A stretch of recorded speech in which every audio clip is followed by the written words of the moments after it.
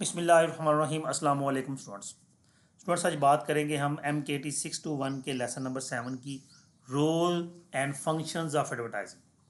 Advertisement के role और functions को डिस्कस करेंगे आज। जी, एडवर्टाइजमेंट का रोल और फंक्शन क्या क्या है। मकसद यानी कि आप ये कह लें कि एडवर्टाइजमेंट क्या क्या फंक्शंस परफॉर्म करती है। सबसे पहला इसमें है acquire enhance volume of sales of product and services. क्या मकसद होता है कि इसकी हेल्प से क्या हम करते हैं कि अपनी सेल्स, प्रोडक्ट और सर्विसेज की सेल्स को इन्हांस करते हैं, यानी कि उसका वॉल्यूम इंक्रीज करते हैं, सेल्स बढ़ती हैं।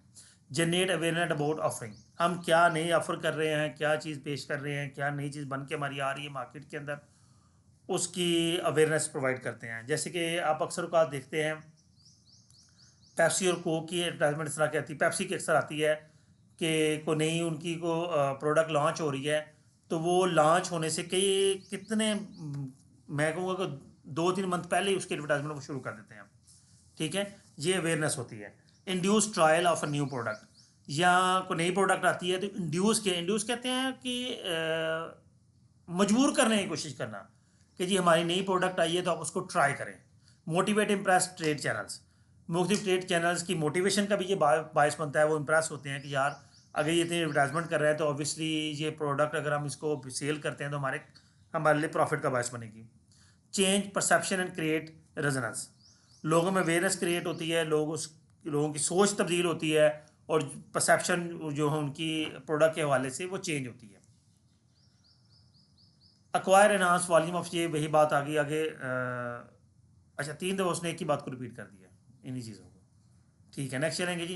Purpose of advertising agencies.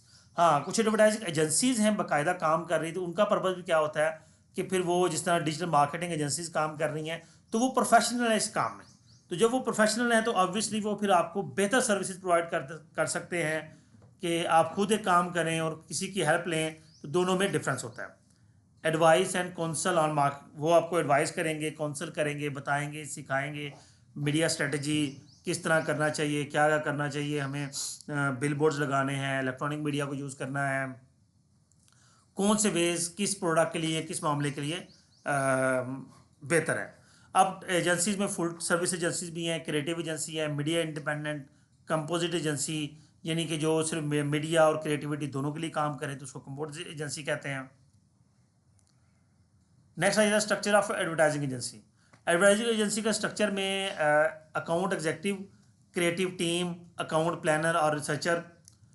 के अकाउंट एग्जेक्टिव जो है वो बंदा कौन है, organise the resources of agency, जो एजेंसी के रिसोर्सेज को ऑर्गेनाइज करता है। Creative team basically compromise are writer and a designer, इनके पास राइटर डिज़ाइनर कौन सी चीज़ें लिखनी है, कौन सा डिज़ाइन बनाना है, वो इनके पास टीम का क्रिएटिव पर्सन मौजूद है। Account planner researcher responsible for data and market intelligence, ये रिस्पॉन्सिबल होते हैं डाटा इकट्ठा करना, मार्केट इंटेलिजेंस करना।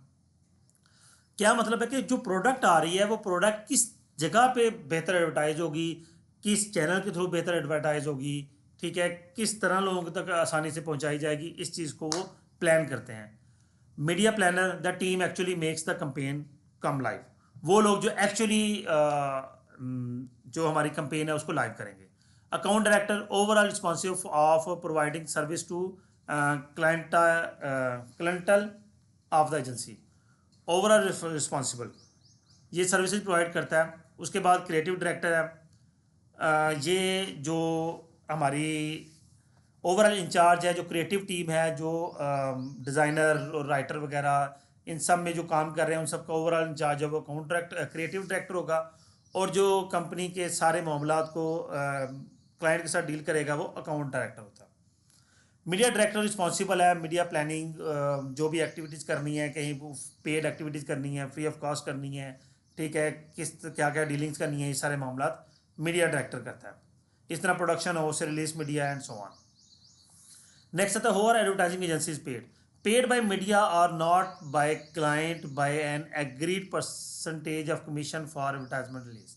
जी, ज़्यादातर जो पेमेंट होती है वो मीडिया की पेमेंट होती है और उसकी परसेंटेज क्लाइंट से डील होती है कि जितने परसेंट आपकी होगी बाकी हम मीडिया को पे करेंगे। यानी कि जिस तरह आप प्रिंट मीडिया है, आप न्यूज़पेपर की बात कर ले तो न्यूज़पेपर को आपने पेमेंट करनी है और साथ में उसकी एक फिक्स परसेंटेज अपने जो एजेंसी है उसको पे करनी है। तो क्लाइंट की तरफ से या आप खुद पे करते हैं और क्लाइंट से उसकी पेमेंट चार्ज कर लेते हैं। How to select advertising agency. आपने एक एडवर्टाइजिंग एजेंसी सेलेक्ट करनी है तो देखें उसका नेम क्या है, एड्रेस क्या है, उसकी हिस्ट्री क्या है, कब वो बनी है, उसका ऑनरशिप पैटर्न क्या है, क्या एक ही बंदा ऑनर है, मल्टीपल लोग ऑनर्स हैं, इनके काम करने का तरीका क्या है, इनकी टीम के लोग प्रोफेशनल हैं कि नहीं हैं, इनका सालाना टर्नओवर क्या है, और ये जिनकी एडवर्टाइजमेंट की है उनको भी इसके कोई फ़ायदा भी हुआ कि नहीं हुआ। फिर हमारे पास synergetic flow between marketing and advertising. जी, मार्केटिंग तो बेसिकली आप चीज़ बेच रहे हैं, एडवर्टाइजमेंट होता है, ये समझ लें एडवर्टाइजिंग जो मार्केटिंग पार्ट है।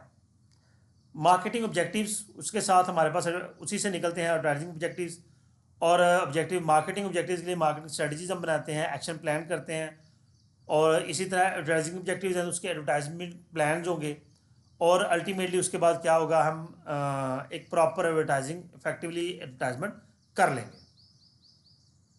नेक्स्ट हमारे पास आता है लेसन नंबर 8, एडवर्टाइजमेंट प्लानिंग। अब हम करेंगे एडवर्टाइजमेंट को प्लान कि किस तरह एडवर्टाइजमेंट करनी है, ये इंशाल्लाह नेक्स्ट क्लास में डिस्कस करते हैं।